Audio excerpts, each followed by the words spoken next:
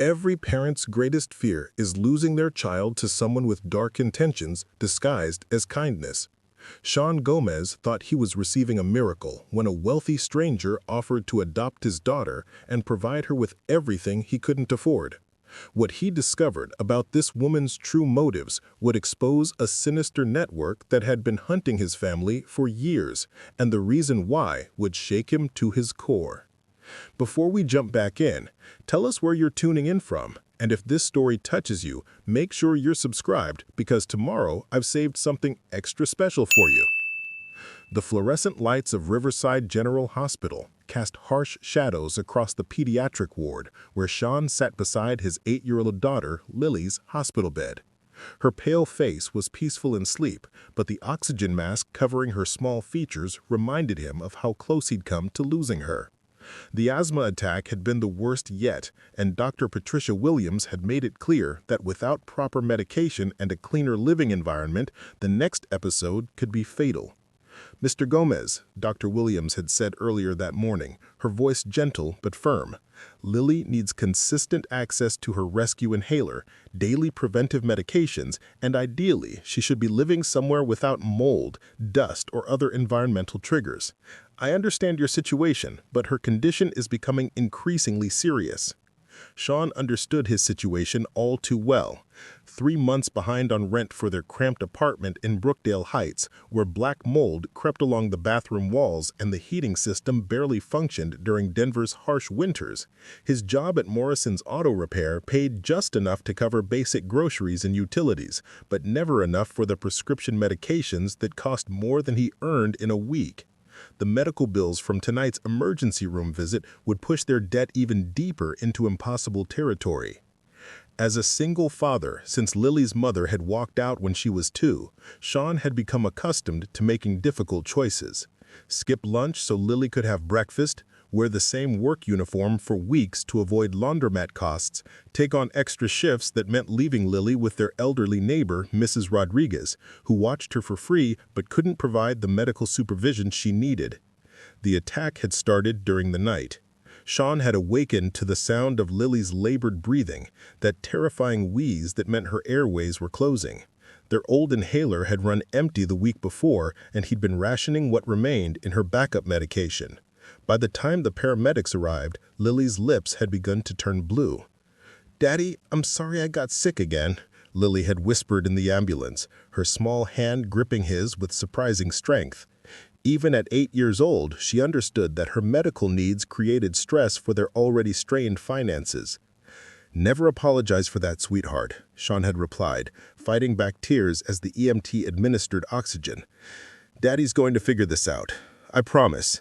But sitting in the hospital room now, watching his daughter sleep with the help of machines they couldn't afford, Shawn felt the weight of a promise he might not be able to keep. The social worker who'd visited earlier had been kind but direct. If Lily's medical needs couldn't be consistently met, Child Protective Services would have to evaluate whether she might be better served in foster care with a family equipped to handle her condition. The thought of losing Lily to the system terrified him more than any financial crisis. She was everything good in his world, the reason he worked 16-hour days and survived on coffee and determination. Her laughter could brighten his darkest moments, and her fierce intelligence reminded him daily that she deserved opportunities he'd never been able to provide. His own childhood in foster care had taught him that the system, despite good intentions, could be cruel to children who needed stability most. He'd aged out at 18 with no family connections, no college prospects, and no safety net beyond his own determination to build something better. The idea of Lily experiencing that same institutional loneliness was unbearable. His phone buzzed with a text from his supervisor at Morrison's. "Need you back tomorrow or we'll have to let you go. Sorry, man." Missing work for Lily's emergency meant risking the job that barely supported them but was still their only source of income. The impossible choice between being present for her daughter's medical crisis and maintaining their financial survival embodied every struggle of single parenthood at the poverty line. The hospital's financial counselor had stopped by earlier, explaining payment plan options that would stretch their debt over years while accruing interest they'd never be able to afford.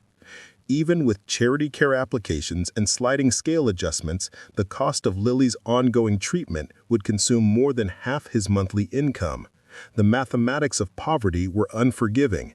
Every medical crisis pushed them further from stability, creating a cycle where Lily's health suffered because they couldn't afford the interventions that would prevent future emergencies.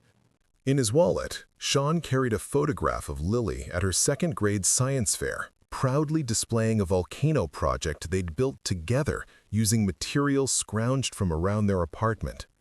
Her smile in that picture radiated pure joy and curiosity about the world. She'd placed third in the competition, earning a small trophy that held pride of place on their kitchen table. Moments like that reminded him that despite their financial struggles, Lily was thriving intellectually and emotionally. She deserved a chance to continue growing, learning, and dreaming about her future. The night shift nurse, a compassionate woman named Janet, had brought Shawn coffee and a sandwich from the cafeteria. "Your daughter's a fighter," she'd said, adjusting Lily's blanket. "I've been working pediatrics for 15 years, and I can tell when a child has strong family support. That matters more than you might think." Her words provided comfort, but couldn't solve the practical reality that love and determination weren't enough to pay for prescription medications or create the stable housing environment Lily's health required. Shawn had already explored every assistance program, applied for every grant, and exhausted every resource available to low-income families.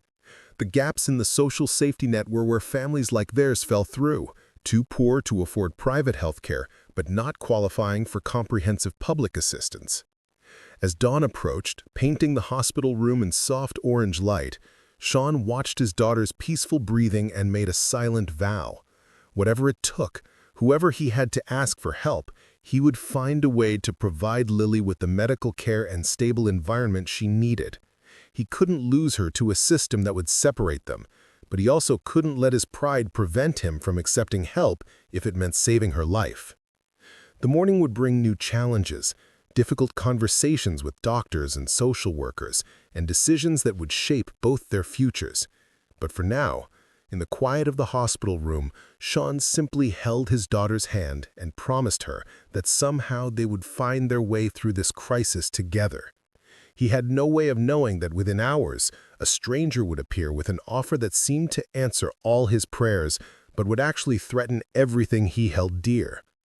The woman who would change everything appeared in Lily's hospital room doorway at exactly 9:47 a.m., carrying fresh flowers and wearing a smile that seemed too perfect for a stranger. Victoria Hartwell introduced herself as a philanthropist who had heard about Lily's condition through hospital staff, but there was something in her pale blue eyes that Shawn couldn't quite place, an intensity that made him instinctively protective. "Mr. Gomez, I hope you don't mind the intrusion," Victoria said, her voice cultured and smooth as she stepped into the room. She was an elegant woman in her 50s, dressed in an expensive cream-colored suit that probably cost more than Shawn earned in 3 months. Her silver hair was styled in a perfect bob, and diamond earrings caught the morning light streaming through the hospital windows. "I heard about your beautiful daughter's condition, and I simply had to meet you both." Lily stirred in her hospital bed, her eyes brightening at the sight of the colorful bouquet of daisies and sunflowers. "Are those for me?" she asked softly, her voice still raspy from the oxygen treatments. "Of course, sweetheart," Victoria replied, placing the flowers on the bedside table with careful precision. "I thought they might brighten up this sterile room. My name is Victoria, and I've been looking forward to meeting you." Shawn felt his father's instincts sharpen. In his experience, strangers didn't visit sick children in hospitals unless they had specific reasons. "I'm sorry, Ms. Victoria Hartwell." She extended a manicured hand, her grip surprisingly firm. "I'm involved with several children's charities in the Denver area. When I heard about Lily's medical needs and your family's situation, I felt compelled to reach out personally." The mention of their situation made Shawn's cheeks burn with embarrassment. He wondered exactly what hospital staff had shared about their financial difficulties. "That's very kind, but we're managing fine." Victoria's laugh was light and musical, but it didn't reach her eyes. "Mr. Gomez, may I call you Shawn? I'm not here to judge or interfere. I'm here because I believe every child deserves access to the medical care they need, regardless of their family's economic circumstances. She pulled a business card from her purse and placed it on the rolling table beside Lily's bed. The cardstock was thick and expensive, embossed with gold lettering, Victoria Hartwell, Director Hartwell Foundation for Children's Welfare. I've spent the last 20 years working with families in crisis, children with medical needs, parents facing impossible choices, situations where love alone isn't enough to provide what a child requires for survival and growth. Lily reached for the business card, studying the elegant script with the concentration she usually reserved for her favorite books. "Are you like a fairy godmother?" she asked innocently. Victoria's smile seemed to soften, becoming more genuine. Some people have called me that. I prefer to think of myself as someone who helps make difficult situations more manageable. Shawn remained standing, arms crossed, every protective instinct activated. What exactly are you offering, Miss Hartwell? Direct assistance with Lily's medical expenses, for starters. The Hartwell Foundation can cover her prescription medications, ongoing treatments, and any future hospitalizations. We can also help with housing. I know your current living situation isn't ideal for a child with severe asthma. The offer was almost too good to be true, which immediately made Shawn suspicious. What's the catch? Victoria raised her eyebrows, as if surprised by his worriness. The catch is that I want to ensure Lily receives consistent, high-quality care. That might require some adjustments to her living arrangements. What kind of adjustments? Well, ideally, she'd be in an environment specifically designed for children with respiratory conditions, clean air systems, medical-grade filtration, immediate access to emergency care, the kind of setup that most families simply can't afford to create on their own. Lily looked back and forth between the adults, sensing tension but not understanding its source. "Daddy, what's respiratory mean?" "It means breathing, sweetheart, like how your lungs work." Victoria leaned forward, her attention focused entirely on Lily. "You're a very smart girl, aren't you? I bet you love to read and learn new things." Lily nodded enthusiastically. "I want to be a scientist when I grow up, maybe study volcanoes or outer space." "How wonderful! With the right support and resources, I'm sure you could become an excellent scientist." Victoria's gaze shifted back to Shawn. Children with Lily's potential deserve every opportunity to pursue their dreams, don't you agree? There was something in her tone that made the statement feel like a challenge rather than a casual observation. Shawn found himself studying Victoria more carefully, noting details that seemed incongruous. Her expensive clothes and jewelry suggested wealth, but her hands showed signs of heavy work, calluses and faint scars that didn't match her polished appearance. Her accent was carefully neutral, but occasionally slipped into pronunciations that suggested a different background entirely. "Miss Hartwell, I appreciate your interest, but Lily and I are a team. We'll figure out her medical care together." Victoria stood gracefully, smoothing her skirt. "Of course, I completely understand your desire to maintain independence, but sometimes, Mr. Gomez, pride can become a barrier to what's best for our children." The comment stung because it echoed Shawn's own fears. Was his determination to keep them together actually preventing Lily from getting the care she needed? "I'm not suggesting anything dramatic," Victoria continued, her voice taking on a more persuasive tone. "Perhaps Lily could spend some time at a specialized care facility while you get back on your feet financially. Think of it as a temporary arrangement that benefits everyone." "Like a boarding school?" Lily asked, her voice small and uncertain. "More like a home specifically designed for children with medical needs, with nurses available around the clock, tutors for your education, and other children who understand what you're going through." Shawn felt his world tilting. The offer sounded reasonable, even generous, but something deep in his gut screamed warnings. And how long would this temporary arrangement last? Victoria's pause was barely perceptible, but Shawn caught it. "As long as necessary for Lily's health to stabilize and for your family's situation to improve. Could be months, could be longer.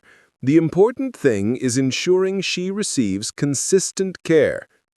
"Daddy, I don't want to go away," Lily whispered, reaching for his hand. "I want to stay with you." Shawn squeezed her fingers gently. "You're not going anywhere, sweetheart. We're staying together." Victoria's expression shifted almost imperceptibly, a flash of something, annoyance, determination, crossing her features before the practiced smile returned. "I understand this is overwhelming. Perhaps I could give you some time to think about it." She reached into her purse again, pulling out a thick envelope. "This contains information about the services we provide, testimonials from other families we've helped, and my personal contact information. I'm staying at the Riverside Grand Hotel through the weekend if you'd like to discuss this further." The envelope was sealed, but Shawn could see it contained more than just brochures. The thickness suggested documents, possibly contracts or legal papers. "There's one more thing I should mention," Victoria said, pausing at the doorway. "I've already spoken with Dr. Williams about Lily's case. She agrees that specialized care would be beneficial, perhaps even necessary given the severity of her condition." Shawn felt betrayed. "You discussed my daughter's medical situation without my permission?"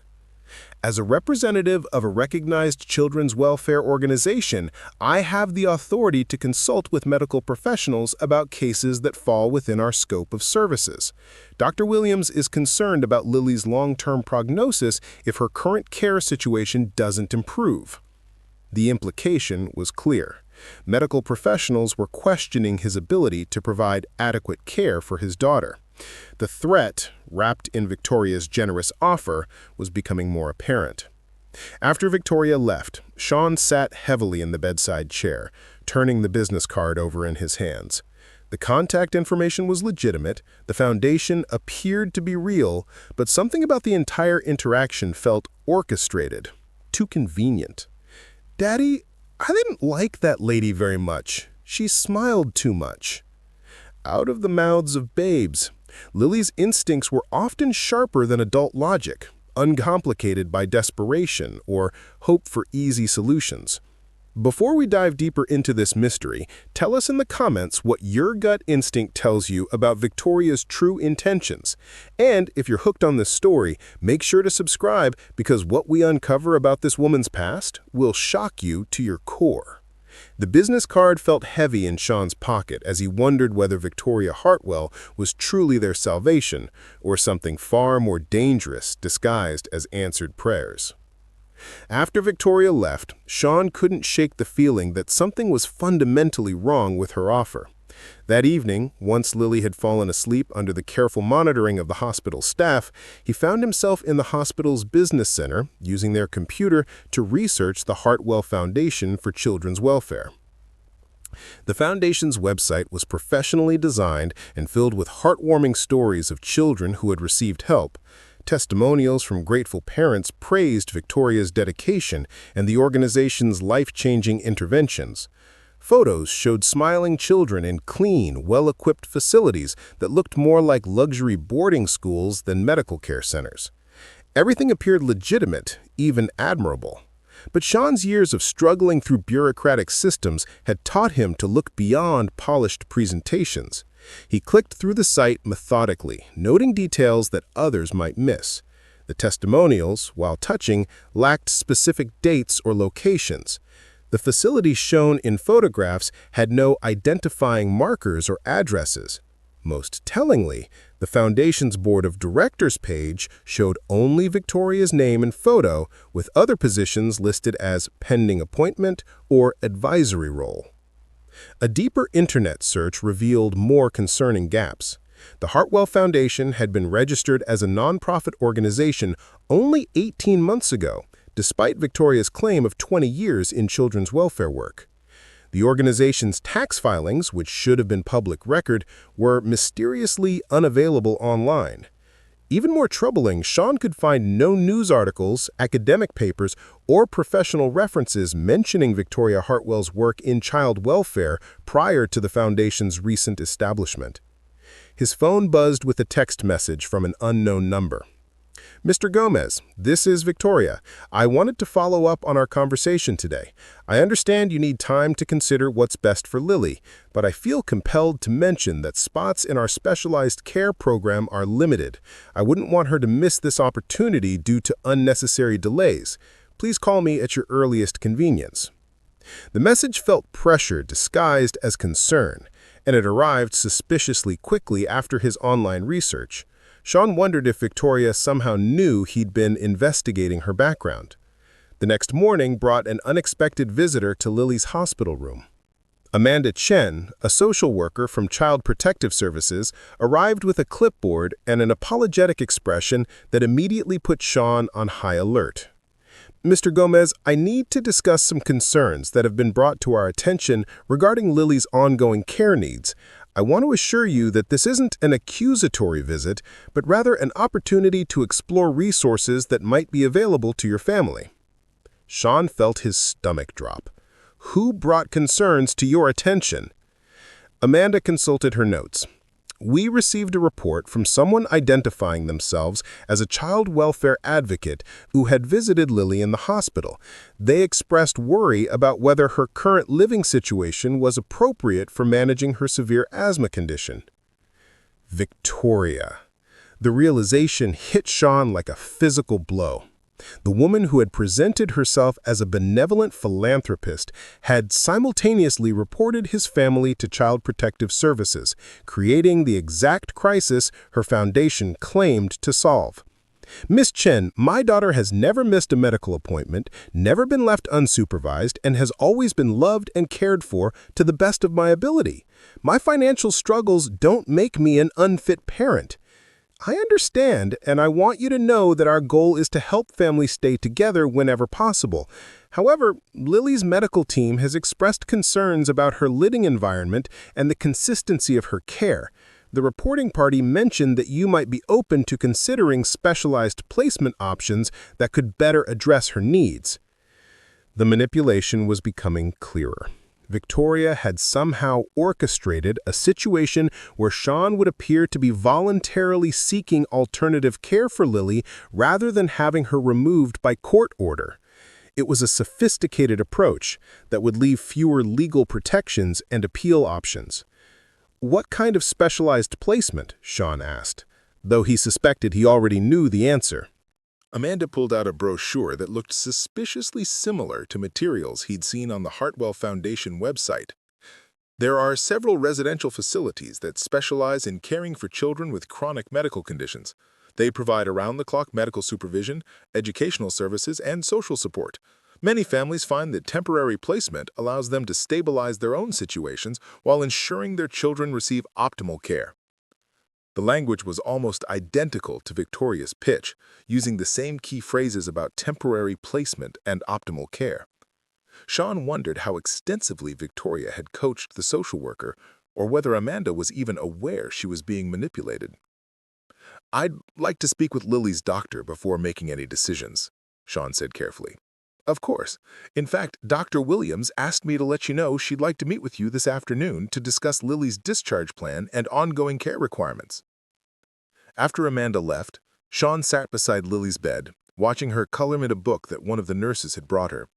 She was drawing a picture of their apartment, complete with stick figures of herself, Shawn, and Mrs. Rodriguez. Despite its problems, their tiny home represented stability and love in Lily's young mind. "Daddy, when can we go home?" Lily asked without looking up from her drawing. "Soon, sweetheart. The doctors just want to make sure you're feeling better first." "I am feeling better. The breathing treatments helped a lot, and I promise I'll use my inhaler every day like we practiced." Her innocent faith in their ability to manage her condition together made Shawn's heart ache. He wondered if he was being selfish by refusing to consider options that might genuinely benefit her health, or if his instincts about Victoria were protecting them from something dangerous. His phone rang, displaying Dr. Williams' office number. "Mr. Gomez, I wanted to speak with you before our meeting this afternoon. I've had several conversations about Lily's case over the past 2 days, and I think we need to discuss some options you might not have considered. Doctor, has someone been influencing your medical recommendations for my daughter?" A long pause followed. "I'm not sure what you mean. I've been consulting with colleagues about the best approaches for managing severe pediatric asthma in families with limited resources. Several specialists have recommended that I consider whether Lily might benefit from a more controlled environment. Specialists that you sought out, or specialists who contacted you?" Another pause, longer this time. "Mr. Gomez, are you questioning my professional judgment?" "I'm questioning whether someone has been manipulating the medical advice you're giving me about my daughter's care." Dr. Williams' tone became defensive. "I can assure you that all my recommendations are based solely on Lily's medical needs and best interests. If you're not comfortable with my assessment, you're certainly free to seek a second opinion." But seeking a second opinion would require insurance approvals, specialist referrals, and time they didn't have. Shawn suspected that Victoria had anticipated this constraint and had positioned herself as the most readily available solution to their crisis. That afternoon's meeting with Dr. Williams confirmed Shawn's worst fears. The physician who had been kind and supportive throughout Lily's treatment suddenly seemed distant and formal, reading from notes that emphasized the severity of Lily's condition and the inadequacy of their current living situation. "Based on my assessment and consultation with child welfare specialists, I believe Lily would benefit significantly from placement in a residential facility designed for children with chronic respiratory conditions. The Hartwell Foundation has an excellent program that could provide the level of care she requires." "Doctor, yesterday you told me that Lily's condition was manageable with proper medication and environmental controls. What changed?" Dr. Williams finally looked at him directly, and for a moment she saw conflict in her eyes. "Sometimes we have to consider options that we initially dismiss, Mr. Gomez. Lily's last attack was severe enough that it could have been fatal if you hadn't acted quickly. What happens the next time, if you're at work or if the medication isn't immediately available?" The fear she described is legitimate, and it's the same fear that kept Shawn awake at night. But he recognized that his genuine concern for his daughter's safety was being weaponized against his desire to keep their family together. "I understand the risks, Dr. Williams, but I also understand that separating a child from a loving parent creates different kinds of trauma that don't show up on medical charts." After the meeting, Shawn found himself in the hospital chapel, a small interfaith room with simple wooden benches and soft lighting. He wasn't particularly religious, but the quiet space offered refuge from the mounting pressure he felt from every direction. His phone buzzed with another message from Victoria. "I heard about your meeting with Dr. Williams. I know this is difficult, but please remember that we all want what's best for Lily. I'm available to discuss any concerns you might have about our program. Sometimes talking through fears and uncertainties can help clarify the right path forward." The message felt like psychological manipulation disguised as support. Victoria somehow knew about his private medical consultation with Dr. Williams, suggesting a level of involvement in his family's case that went far beyond casual philanthropic interest. Shawn realized he needed help navigating this situation, but he wasn't sure who he could trust. Victoria had demonstrated an ability to influence medical professionals and social workers, and she clearly had resources that allowed her to monitor his activities and communications. He felt like he was fighting an opponent who had already positioned pieces on a chessboard he was only beginning to see.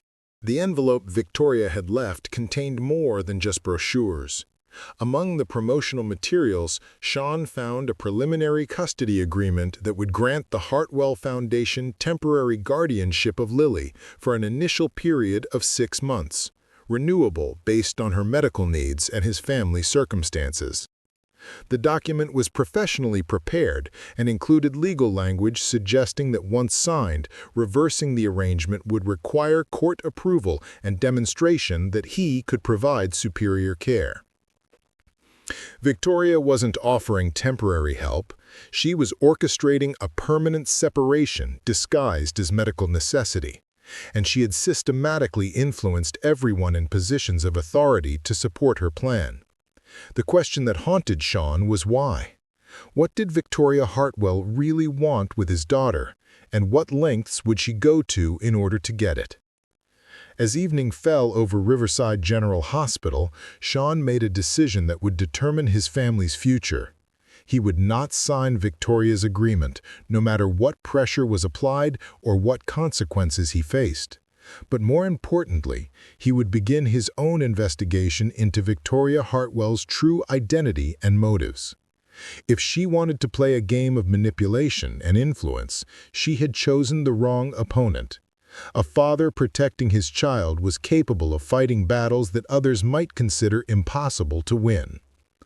The breakthrough came at 2 a.m. when Shawn couldn't sleep and decided to dig deeper into Victoria's background using the hospital's Wi-Fi and his determination to protect his daughter. What he discovered in the basement archives of the Denver Public Library's digital newspaper collection would shatter everything he thought he knew about Victoria Hartwell and reveal a pattern of predatory behavior that had been hidden for years. The first red flag appeared in a 3-year-old article from the Boulder County Tribune. Local family fights for return of adopted son. The story detailed how Margaret and Tom Riley had placed their 7-year-old son Kevin in what they believed was temporary specialized care through a children's welfare organization, only to discover months later that they had unknowingly signed permanent custody documents. The organization was run by a woman named Victoria Hammond, whose description matched Victoria Hartwell exactly. Shawn's hands trembled as he read the devastating details.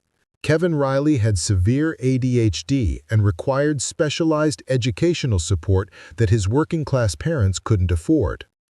Victoria Hammond had approached them through the school system, offering placement in a residential facility that could provide the behavioral therapy and academic support Kevin needed.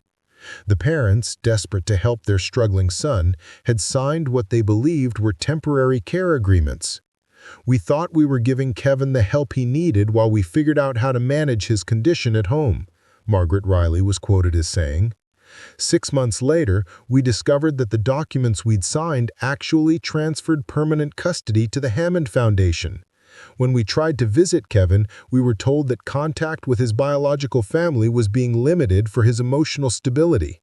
The article revealed that the Hammond Foundation had operated in Boulder County for 2 years before the Riley case exposed their deceptive practices. By the time families realized they'd been manipulated, the legal framework was so complex that reclaiming their children required expensive court battles that most couldn't afford. Victoria Hammond had disappeared shortly after the Riley investigation began, leaving behind forged documents and a complex web of shell companies that made prosecution impossible.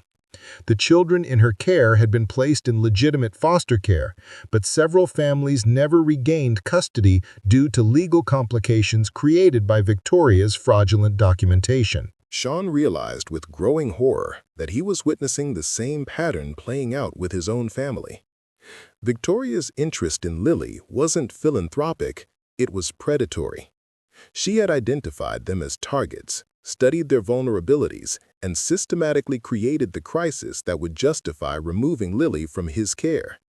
The manipulation of Dr. Williams, the involvement of Child Protective Services, even the timing of Victoria's hospital visit, everything had been orchestrated to create circumstances where her help would seem not just beneficial, but necessary. His phone rang, startling him in the quiet hospital corridor where he'd been researching. The caller ID showed Victoria's number. "Shawn, I hope I'm not calling too late. I couldn't sleep thinking about Lily's situation, and I wanted to check on how you're processing our discussion yesterday."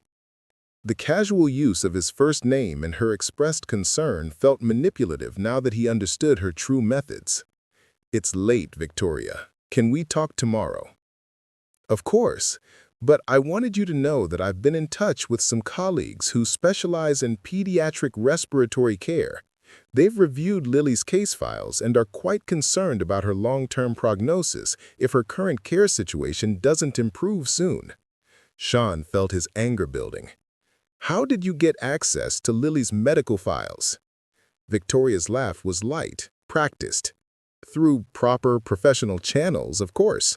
As a licensed child welfare advocate, I have access to case information when there are safety concerns. Shawn, I understand this feels overwhelming, but we really do need to prioritize Lily's immediate needs over other considerations.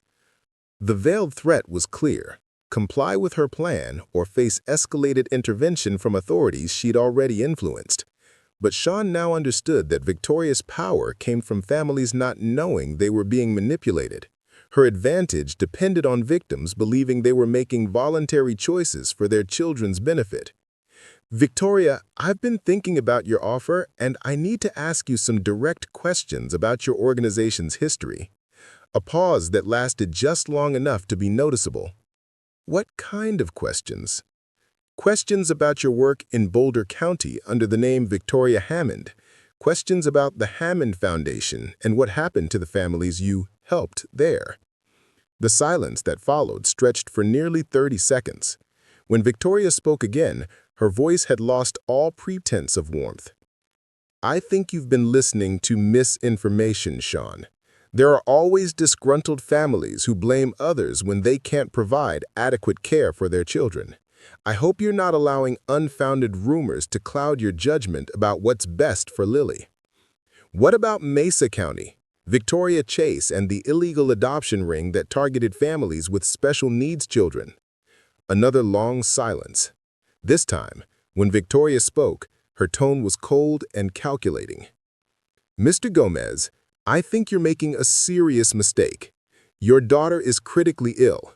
You're financially incapable of providing appropriate care, and the medical professionals involved in her case have expressed significant concerns about her welfare. If you refuse reasonable solutions to address these legitimate concerns, the authorities will have to consider whether your parental rights are compatible with Lily's survival. Shawn realized that Victoria had been building a legal case against him from the moment she'd entered their lives. Every conversation with medical staff, every report to social services, every documented instance of their financial struggles was being compiled into evidence that he was an unfit parent. She wasn't just stealing children through deception, she was systematically destroying families through manufactured evidence of neglect. You won't get away with this, Victoria. I know what you've done to other families, and I'm not going to let you do it to mine.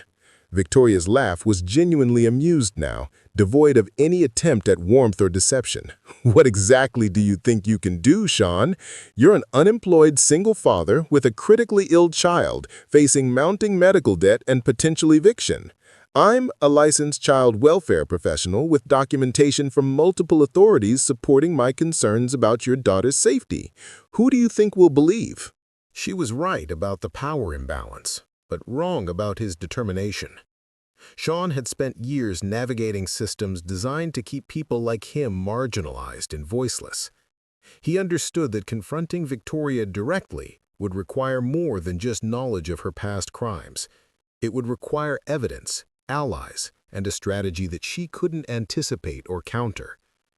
I'll do whatever it takes to protect my daughter from people like you. People like me are trying to save your daughter from people like you. The difference is that I have the resources and authority to actually do something about it.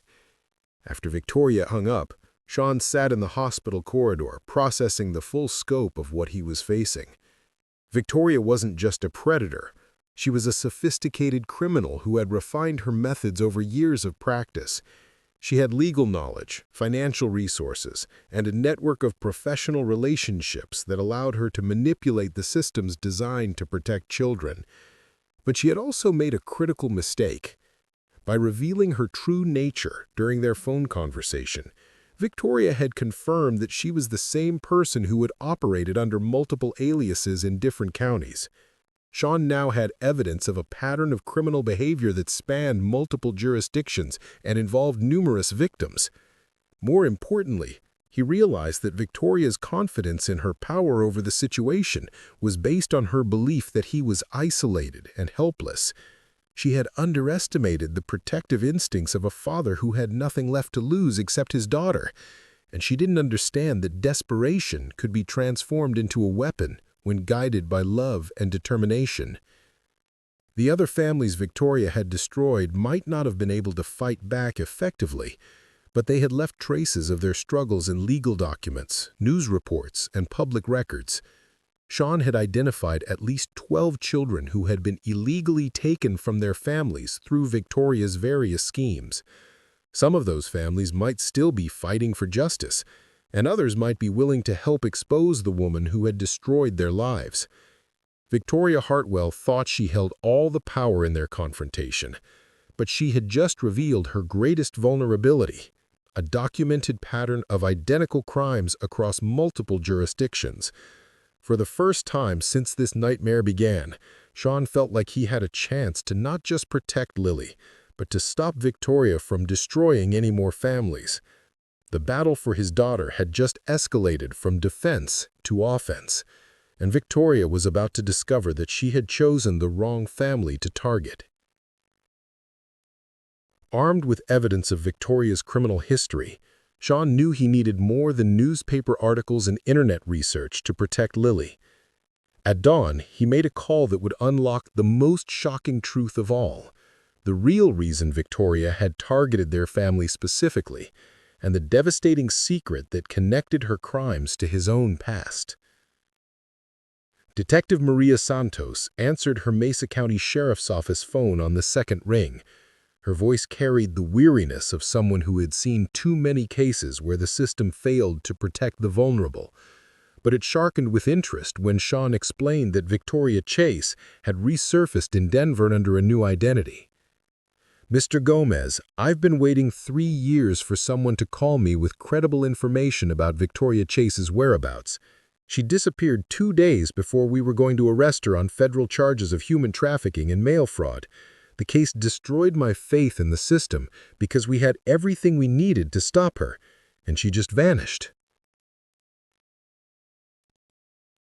Detective Santos agreed to drive to Denver immediately, bringing case files that would reveal the true scope of Victoria's operations. But first, she asked Shawn a question that made his blood run cold. "Has Victoria mentioned anything about your family background, particularly about your parents or your time in foster care?" Shawn felt the world tilt.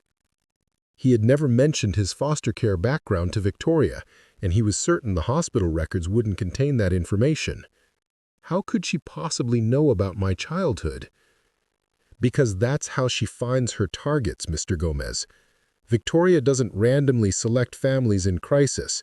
She specifically hunts for parents who were former foster children, particularly those who aged out of the system without being adopted. She believes these parents are more likely to surrender their children when pressured, because they have no extended family support system and harbor deep fears about their own worthiness as parents."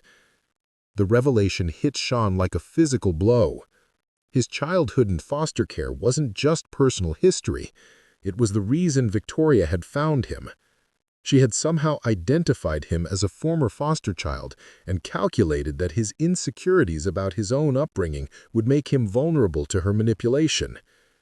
"Detective Santos, how does she identify former foster children? That information should be confidential." "She has sources inside the system. We discovered during our investigation that Victoria had been paying employees at various social service agencies to provide her with lists of adults who had aged out of foster care, along with information about their current circumstances and children. She uses this intelligence to identify families where the parents might be susceptible to believing they're inadequate caregivers." When Detective Santos arrived at Riverside General Hospital 6 hours later, she brought with her a thick file that contained photographs, witness statements, and evidence that painted a picture of systematic child trafficking disguised as child welfare advocacy. But the most disturbing revelation was yet to come. "Mr. Gomez, I need to show you something that might be difficult to see," Detective Santos said, opening a folder marked Confidential, Ongoing Investigation. Inside were surveillance photographs taken during the Mesa County investigation showing Victoria meeting with well-dressed couples in expensive restaurants and hotel lobbies. "These are prospective adoptive families," the detective explained. Wealthy couples who were willing to pay premium prices for children with specific characteristics, medical conditions that could be portrayed as overcoming adversity, young ages that would allow for easier psychological bonding, and backgrounds that would generate sympathy from their social circles. Shawn studied the photographs, recognizing Victoria's cold smile in images that showed her essentially auctioning children to the highest bidders. She's selling them like commodities. Exactly. But here's what makes her operation particularly insidious. She doesn't just steal children randomly. She custom selects them based on orders from adoptive families. A couple wants a young girl with manageable medical needs and a tragic backstory. Victoria finds a single father struggling to afford his daughter's asthma treatments and engineers a situation where he'll voluntarily surrender custody. The detective pulled out another photograph that made Shawn's hands shake. It showed Victoria in an elegant restaurant, sitting across from a well-dressed couple in their 50s who were examining what appeared to be medical records and school reports spread across their table. We believe this photograph was taken 3 weeks ago at the Riverside Grand Hotel restaurant. Does the timing seem familiar to you? 3 weeks ago was when Lily had her previous asthma attack, the one that had landed them in the emergency room and started the cycle of medical debt that led to their current crisis. Victoria hadn't just happened to hear about their situation. She had been monitoring them for weeks, waiting for the perfect moment to make her approach. "She's been watching us," Shawn said, the full scope of the surveillance becoming clear. "She knew about our financial problems, Lily's medical history, everything." Detective Santos nodded grimly. "We found evidence in her Mesa County operation that she maintains detailed files on potential targets for months before making contact. She studies family dynamics, financial vulnerabilities, medical needs, and social connections. By the time she approaches a family, she knows exactly which pressure points to exploit." But the most shocking revelation came when Detective Santos opened the final section of her files. "Mr. Gomez, there's something else you need to know about why Victoria selected your family. It wasn't just your foster care background or Lily's medical condition. She has a specific client who has been looking for a child matching Lily's exact description for over 2 years." The detective showed him a client intake form from Victoria's files, recovered during a search warrant in Mesa County. The form detailed requirements from prospective adoptive parents: female child, ages 6 to 10, manageable chronic condition requiring ongoing care but not life-threatening, high intelligence, no behavioral issues, father with no family support system. The description matched Lily perfectly, down to specific details about her personality and medical needs that could only have been obtained through extensive surveillance and possibly through corruption of medical personnel who had access to her records. "These couples," Detective Santos continued, pointing to names on the intake form, "paid Victoria a $50,000 retainer 2 years ago to find them a child meeting these specifications. They wanted what they called a deserving child with a touching story that would make them appear heroic for providing rescue and care." Shawn felt sick, reading the clinical language used to describe his daughter as if she were a product being ordered from a catalog. Who are these people? "Robert and Patricia Ashford from Aspen. He's a retired investment banker. She's a former pharmaceutical company executive. They've been trying to adopt through legitimate channels for years, but were rejected due to their age and some psychological evaluations that raised concerns about their motivations.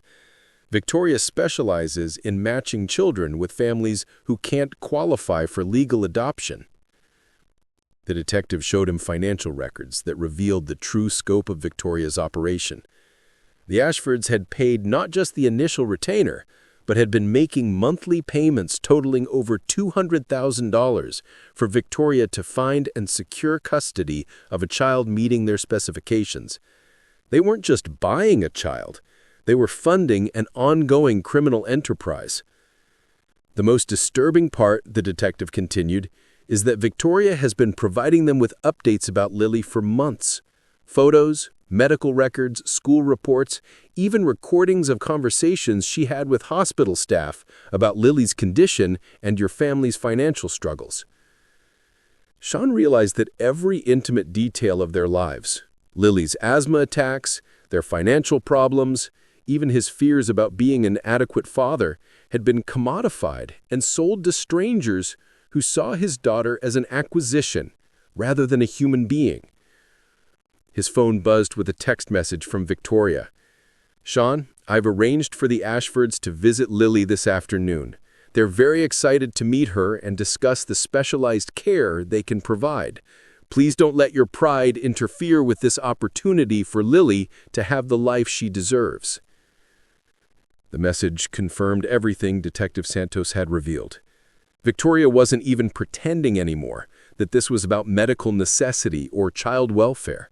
She was brazenly arranging for her clients to meet the child they had purchased, confident that her manipulation of medical professionals and social services had created an unassailable legal framework for the transfer. Detective Santos read the message and immediately began making phone calls to federal authorities. "Mr. Gomez, we now have evidence of active human trafficking. Victoria just provided written proof that she's facilitating the sale of your daughter to clients who have paid for her acquisition." But even as federal law enforcement mobilized to intervene, Shawn realized that Victoria's confidence suggested she believed her legal manipulations were too advanced to be stopped. She had spent weeks building a case that he was an unfit parent, corrupting medical opinions and social service evaluations to create official documentation that Lily needed to be removed from his care. The truth was finally clear. Victoria hadn't just targeted their family randomly or even based solely on their vulnerabilities. She had been hired to steal Lily specifically, 2 years before they'd ever met, by wealthy clients who had ordered a child matching her exact characteristics. Every crisis they'd faced, every financial struggle, every medical emergency had been monitored and potentially influenced by someone who saw Lily as merchandise to be acquired. The revelation transformed Shawn's understanding of their entire situation. This wasn't about child welfare or medical necessity. It was about human trafficking disguised as philanthropy, with their daughter as the ultimate prize in a transaction that had been planned for years. But Victoria had made a fatal error in sending that text message. By providing written evidence of the planned meeting with the Ashfords, she had given law enforcement the proof they needed to intervene before the final phase of her plan could be completed. The predator, who had thought she controlled every aspect of their situation, was about to discover that her own arrogance had provided the evidence needed to destroy her. The battle for Lily was no longer just about protecting her from an individual threat. It was about exposing and dismantling an entire network of child trafficking that had destroyed numerous families and traumatized countless children. Victoria's criminal empire was about to face the full force of federal law enforcement, and Shawn finally had allies with the power to fight back effectively. The confrontation began at precisely 2:47 p.m. when Victoria Hartwell walked into Lily's hospital room accompanied by Robert and Patricia Ashford, unaware that FBI agents were positioned throughout the pediatric ward and that every word they spoke was being recorded. What unfolded over the next hour would expose the full horror of their criminal conspiracy and reveal just how close they had come to successfully stealing another child. Victoria entered with her practiced smile intact, but Shawn immediately noticed the tension in her shoulders and the way her eyes scanned the room more carefully than usual.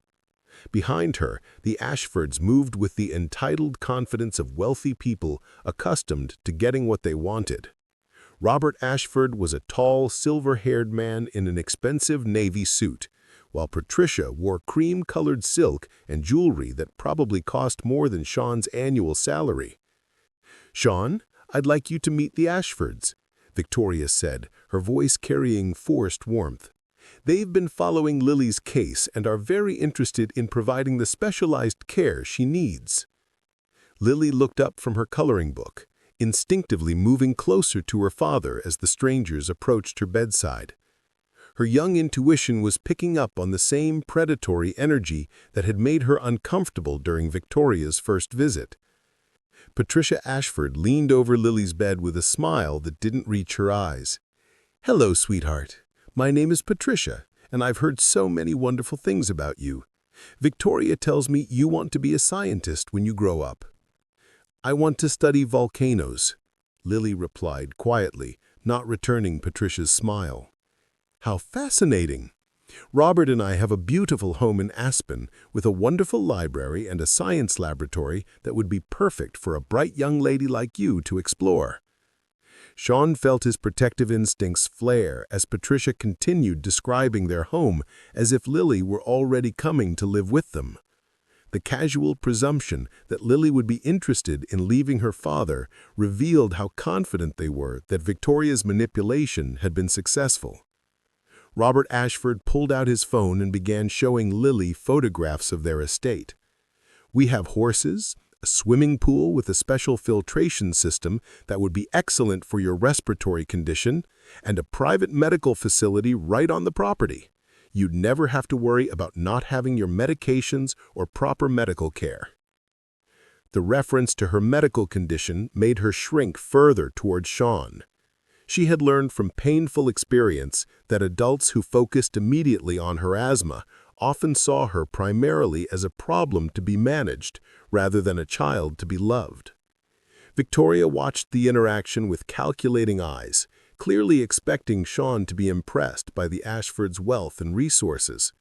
When he remained silent, she pressed forward with the sales pitch. "Shawn, I know this is overwhelming, but think about what the Ashfords can provide for Lily. World-class medical care, educational opportunities, financial security. Everything you want for her but haven't been able to provide." The implied criticism stung because it targeted his deepest fears about his adequacy as a parent. But Shawn now understood that Victoria's psychological manipulation was designed to exploit those insecurities for her own profit.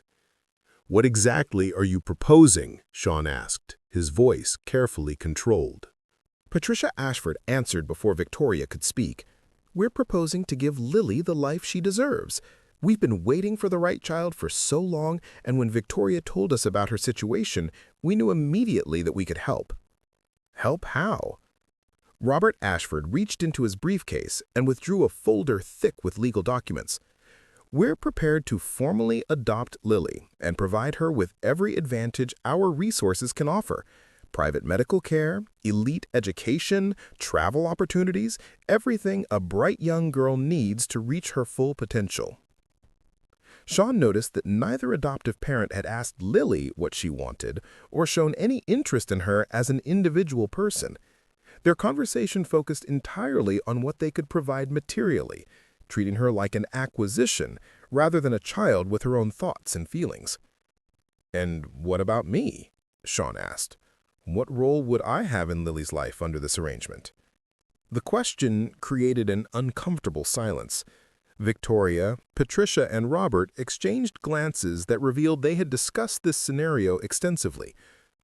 "Well," Patricia said carefully, "we believe that clean breaks are often best for children in transition situations. Maintaining connections to previous circumstances can interfere with healthy adjustment to new environments." The clinical language couldn't disguise what they were proposing: complete severance of Lily's relationship with her father. They wanted to erase Shawn from her life entirely, as if 8 years of love and care were obstacles to be overcome, rather than bonds to be respected. Victoria leaned forward, applying direct pressure now that the Ashfords had revealed their true intentions. "Shawn, you have to consider what's realistic. Your financial situation isn't improving, Lily's medical needs are increasing, and the authorities have already expressed concerns about her welfare. The Ashfords are offering a solution that ensures her safety and future success. "I'm her father," Shawn said simply. "She belongs with me." Robert Ashford's expression hardened. "Mr. Gomez, parental feelings are admirable, but they don't pay for prescription medications or provide stable housing. We're offering Lily opportunities that you simply cannot match." The condescension in his tone revealed the class-based contempt that motivated their desire to rescue Lily from her working-class father. They saw Shawn's poverty as evidence of unworthiness, rather than as a systemic problem that could be addressed with support, rather than separation. Lily had been listening to the adult conversation with growing distress. Finally, she spoke up in a small but clear voice. "I don't want to go with them, Daddy. I want to stay with you." Her simple statement cut through all the legal manipulation and financial pressure. An 8-year-old child was clearly expressing her preference to remain with her loving father, rather than live with wealthy strangers who saw her as a project. Patricia Ashford's response revealed the disturbing psychology behind their adoption quest. "Sweetheart, you don't understand what we're offering you. You'd have your own pony, beautiful clothes, the best schools, everything a little girl could want." "I want my daddy," Lily repeated, reaching for Shawn's hand. Victoria's careful planning began to unravel as Lily's clear rejection of the adoption disrupted the narrative that she was being rescued from inadequate care. The psychological foundation of their scheme depended on portraying Shawn as unable to provide for his daughter, but Lily's obvious love for him and distress at the prospect of separation contradicted that story. "Perhaps we should give Lily some time to get used to the idea," Robert suggested, but his tone had shifted from confident to concerned. At that moment, Detective Santos entered the room with 2 FBI agents, their badges clearly visible. The federal law enforcement presence immediately changed the atmosphere, transforming what Victoria had intended as a custody negotiation into a criminal investigation scene. "Victoria Hartwell, you are under arrest for conspiracy to commit human trafficking, wire fraud, and violation of federal kidnapping statutes," Detective Santos announced, producing handcuffs. Victoria's composure finally cracked. "This is a misunderstanding. I'm a licensed child welfare professional conducting a legitimate placement consultation." "You're a criminal who has been selling children to wealthy buyers. We have recordings of your communications with the Ashfords, financial records showing payments for Lily's acquisition, and evidence of your surveillance operations targeting this family." The FBI agents turned their attention to Robert and Patricia Ashford, who had gone pale as they realized their adoption scheme was actually a federal crime.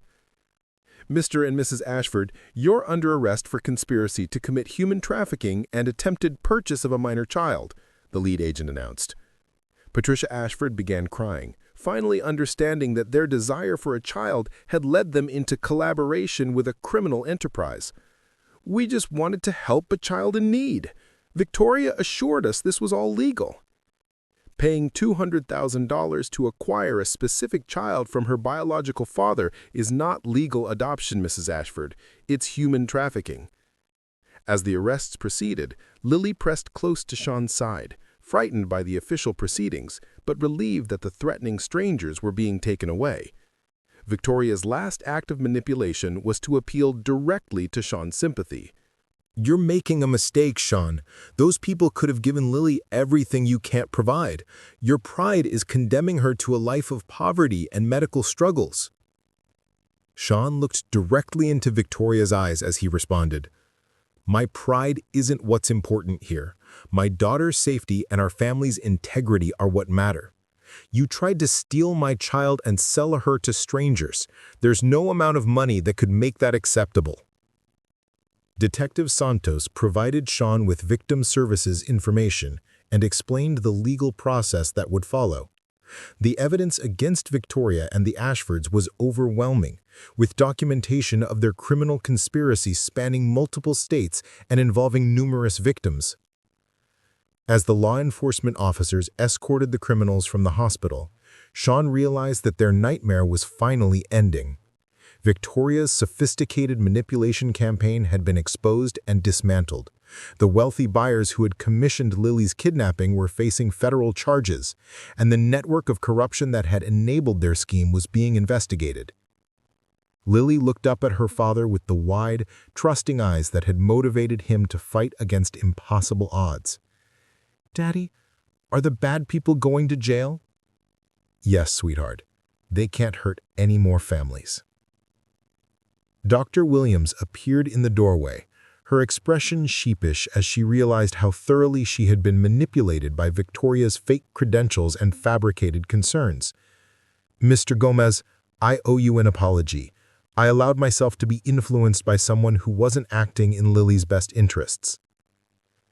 The medical and social service professionals who had been corrupted by Victoria's manipulation began the process of correcting their assessments and recommendations.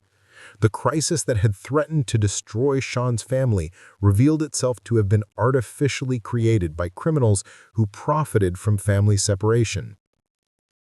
The confrontation that Victoria had intended to be the final phase of Lily's acquisition had instead become the moment when her entire criminal operation collapsed.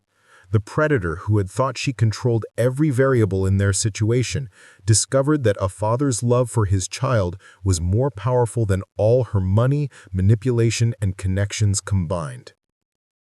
The weeks following Victoria's arrest brought a whirlwind of legal proceedings, media attention, and systematic dismantling of the criminal network that had operated across multiple states for years. Shawn found himself thrust into the role of key witness in a federal case that would ultimately expose the largest child trafficking ring in Colorado's history, while simultaneously trying to protect Lily from the overwhelming attention their story had generated. FBI Special Agent Rachel Torres became their liaison during the investigation, explaining how Victoria's arrest had triggered a massive multi-jurisdictional operation.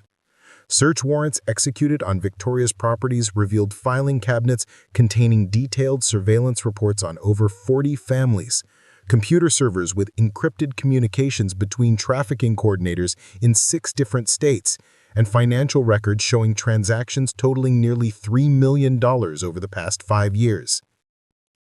Mr. Gomez, your decision to investigate Victoria's background and contact Detective Santos likely prevented dozens of additional children from being trafficked. The evidence we've recovered from her operation is helping us identify and rescue children who were already in the pipeline. The scope of Victoria's criminal enterprise was staggering.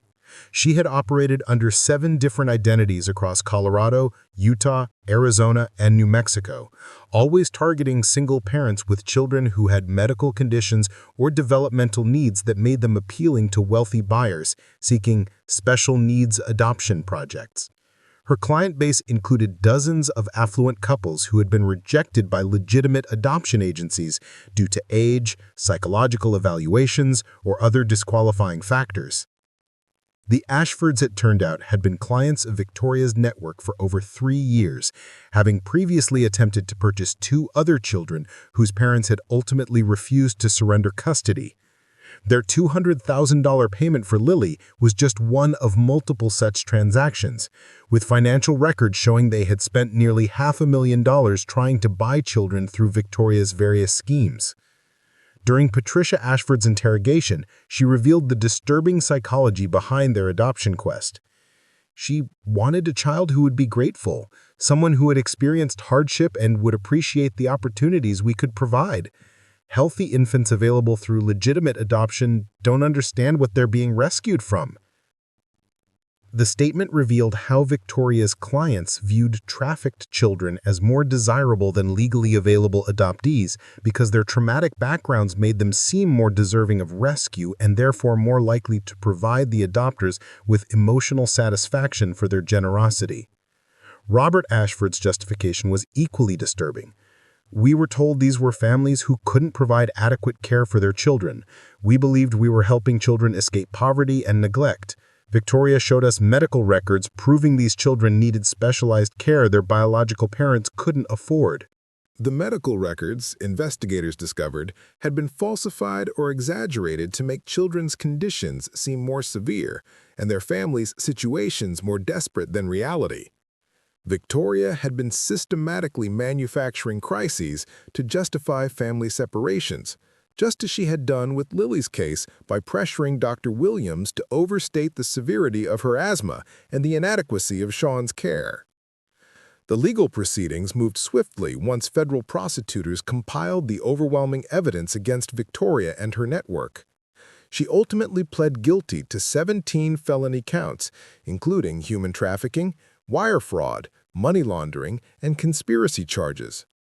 The plea agreement required her to provide testimony against other members of her organization and to assist in locating children who had been trafficked through her network.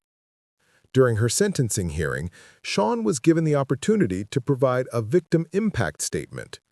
Standing at the podium in the federal courthouse, with Lily sitting in the gallery behind him, he addressed not just Victoria, but the system failures that had enabled her crimes. "Your Honor, Victoria Hartwell didn't just try to steal my daughter.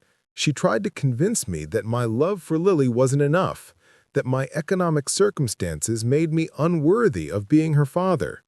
She weaponized the healthcare system, social services, and even my own insecurities about my ability to provide for my child." Shawn's voice strengthened as he continued. "But the most destructive thing Victoria did was to commodify children's medical needs and family crises. She turned desperate situations into business opportunities, treating vulnerable children like products to be sold to the highest bidder." Judge Harrison sentenced Victoria to 25 years in federal prison without the possibility of parole, calling her crimes a systematic assault on the fundamental bonds between parents and children. The Ashfords received sentences of 12 years each, with the judge noting that their wealth and education made their participation in child trafficking particularly inexcusable. The criminal case also triggered comprehensive reviews of the social service agencies and medical practices that Victoria had infiltrated. Dr. Williams voluntarily reported her interactions with Victoria to the Colorado Medical Board and underwent additional training on recognizing and resisting manipulation by individuals claiming to represent child welfare organizations.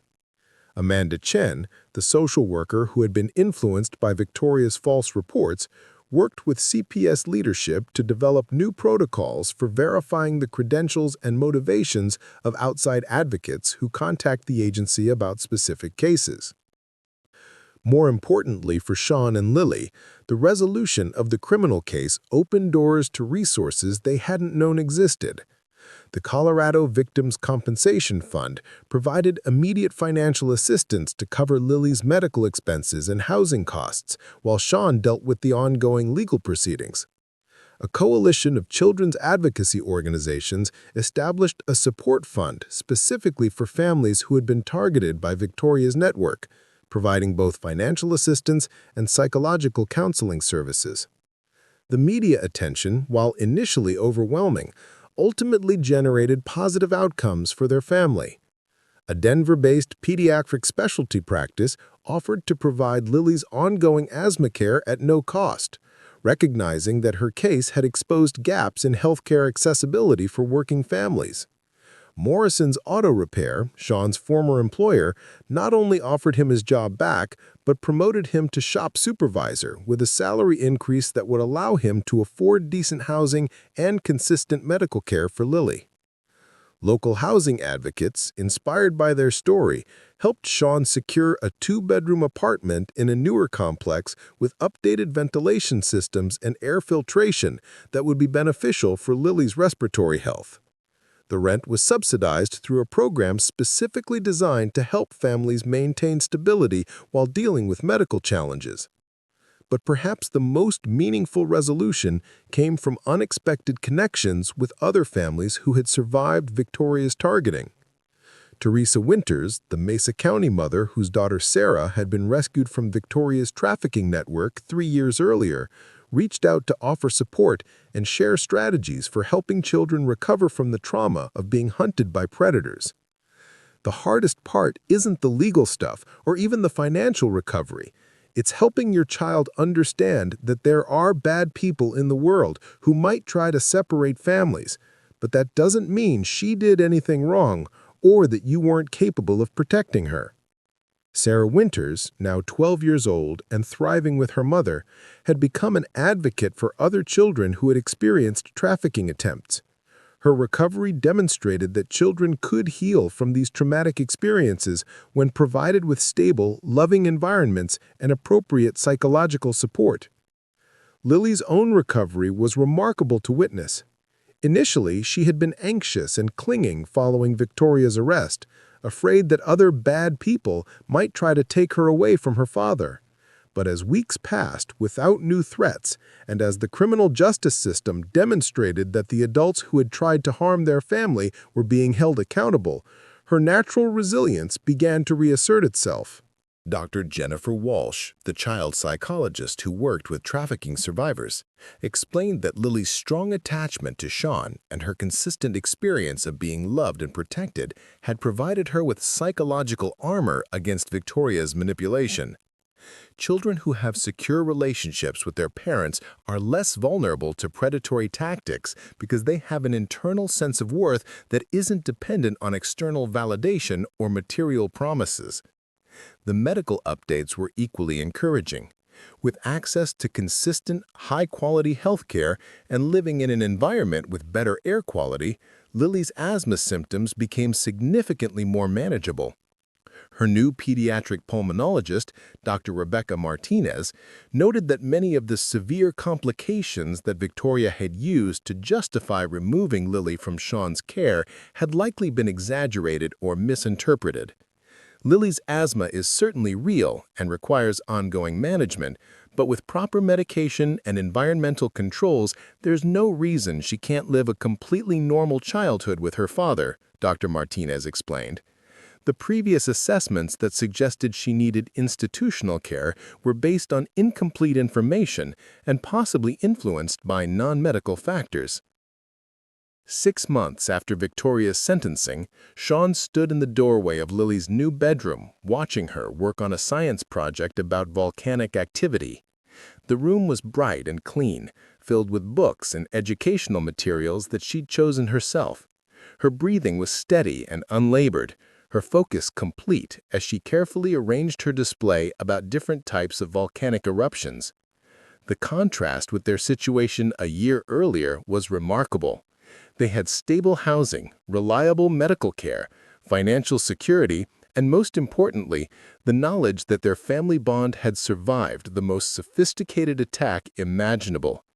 Victoria's network had been dismantled, her victims had been identified and provided with support, and the systemic vulnerabilities that had enabled her crimes were being addressed through policy changes and improved training. But the victory felt deeper than just surviving a criminal attack. Shawn had learned that his love for Lily and his determination to protect her were more powerful than wealth, manipulation, or institutional pressure. He had discovered strength he didn't know he possessed and had found a community of support that extended far beyond their immediate circumstances. As Lily looked up from her project to share an exciting discovery about shield volcanoes, Shawn realized that Victoria's greatest failure hadn't been getting caught. It had been fundamentally misunderstanding the nature of the family she had tried to destroy. She had seen their economic struggles as weakness and their medical challenges as vulnerabilities to exploit. But those same challenges had actually strengthened their bond and prepared them to recognize and resist threats to their integrity as a family. 2 years later, Shawn stood before a packed auditorium at the National Conference on Child Protection, holding a photograph of Lily at her 5th grade science fair, where she had just won first place for her project on renewable energy solutions. The audience of social workers, law enforcement officials, and child advocates listened intently as he shared the lessons learned from their encounter with Victoria Hartwell's trafficking network and how their experience had transformed into a mission to protect other vulnerable families. When Victoria first approached us in that hospital room, she appeared to be everything we desperately needed: a wealthy philanthropist offering medical care, housing assistance, and educational opportunities for my daughter. What we learned was that predators are most dangerous when they disguise their attacks as rescue missions.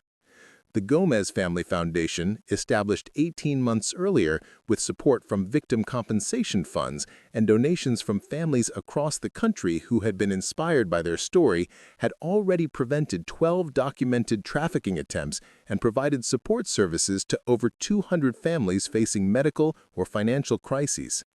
The foundation's approach was revolutionary. Rather than waiting for families to be targeted by traffickers, they proactively identified vulnerable situations and provided the resources that traffickers typically used as bait. Lily, now 10 years old and thriving in her accelerated academic program, had become an unexpected advocate for child protection.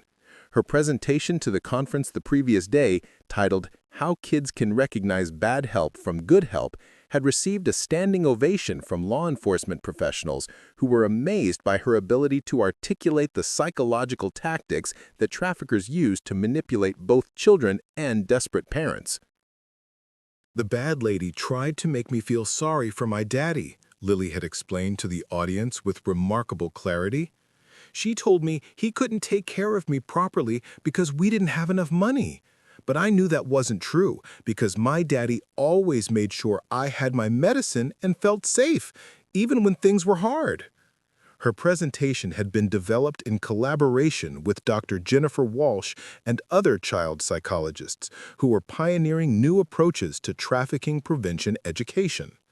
Rather than simply warning children about stranger danger, the new programs taught them to recognize the specific manipulation tactics that traffickers use, including false promises of better care, criticism of their parents' capabilities, and pressure to make immediate decisions about their living situations. The Foundation's most innovative program, called Family Fortress, provided emergency support services that eliminated the vulnerabilities that traffickers typically exploited. When families faced medical crises, housing instability, or other acute needs, the Foundation's rapid response team provided immediate assistance while connecting them with long-term support resources. The program had been so successful that similar initiatives were being launched in 6 other states. Detective Maria Santos had become the Foundation's law enforcement liaison, helping to train officers and social workers to recognize the sophisticated manipulation tactics that traffickers employed. Her expertise had been crucial in identifying and dismantling 3 additional trafficking networks that had operated using variations of Victoria's methods. The Gomez case taught us that traffickers aren't just random criminals looking for easy targets, Detective Santos explained during her conference presentation. They're sophisticated predators who study family vulnerabilities, infiltrate professional networks, and create artificial crises to justify family separations. Victoria Hartwell's network was essentially running a custom kidnapping service for wealthy buyers who wanted specific types of children. The detective's research had revealed that child trafficking disguised as welfare advocacy was becoming increasingly common, with at least 15 similar operations identified across the United States in the past 3 years. The criminals were adapting to increased scrutiny of international adoption and foster care systems by creating fake philanthropic organizations that appeared to offer legitimate family support services. Agent Rachel Torres, who had been promoted to head the FBI's Western Regional Child Trafficking Task Force, credited the Gomez case with revolutionizing federal approaches to trafficking prevention. Shawn's decision to research Victoria's background instead of accepting her offer at face value gave us the evidence we needed to understand how these networks operate. His courage in fighting back when the system seemed stacked against him has helped us protect countless other families. The federal task force had used evidence from Victoria's network to identify and prosecute trafficking operations in 12 states, resulting in the rescue of 43 children and the arrest of over 100 individuals involved in child trafficking conspiracies. The financial investigations had revealed that the illegal adoption market was generating hundreds of millions of dollars annually, with wealthy buyers paying premium prices for children with specific characteristics or backgrounds. But perhaps the most meaningful transformation had occurred within the medical and social service systems that Victoria had exploited. Dr. Rebecca Martinez, who had become Lily's primary physician and a leading advocate for healthcare accessibility, had spearheaded reforms that made it much harder for fraudulent advocates to manipulate medical professionals. The Gomez case showed us how traffickers exploit the good intentions of healthcare providers, Dr. Martinez explained during a panel discussion about medical ethics and child protection. Victoria presented herself as a child welfare expert with legitimate concerns about Lily's care, and she used medical terminology and fake credentials to convince Dr. Williams that family separation was medically necessary. The new protocols required medical professionals to independently verify the credentials of any outside advocates who contacted them about patient care, to document all interactions with non-family members regarding pediatric cases, and to provide families with written explanations of any recommendations that involve changes to custody or living arrangements. Amanda Chen had become a state-level trainer for child protective services, teaching caseworkers to recognize and resist manipulation by individuals claiming to represent children's interests. Her experience with Victoria had taught her that traffickers often posed as concerned community members or philanthropists who discovered families in crisis and offered solutions that seemed too good to be true. The hardest lesson I learned from the Gomez case was that my desire to help families find resources made me vulnerable to being manipulated by someone who was actually trying to destroy a family, Chen acknowledged during her presentation. Now we verify every referral, research every organization, and most importantly, we listen to what children actually want, instead of assuming that material advantages automatically represent better outcomes. The Foundation's educational programs had reached over 10,000 families through workshops, online resources, and community partnerships. The core message was empowerment, helping parents understand that economic struggles didn't make them inadequate caregivers, that seeking help was a sign of strength rather than weakness, and that legitimate support services would work to keep families together rather than pressuring them towards separation. Shawn's keynote address focused on the psychological transformation that had occurred during their battle with Victoria's network. I realized that my fear of being an inadequate father because of my own foster care background was exactly the vulnerability that Victoria exploited. She convinced me that my love wasn't enough, that Lily deserved better than what I could provide. His voice strengthened as he continued. But fighting for Lily taught me that love is enough when it's combined with determination and the right support systems. The problem wasn't that I was an inadequate parent. The problem was that our society doesn't provide adequate support for families facing medical or financial crises. The conference concluded with the announcement that the Gomez Family Foundation had been selected to receive federal funding to expand their prevention programs nationwide.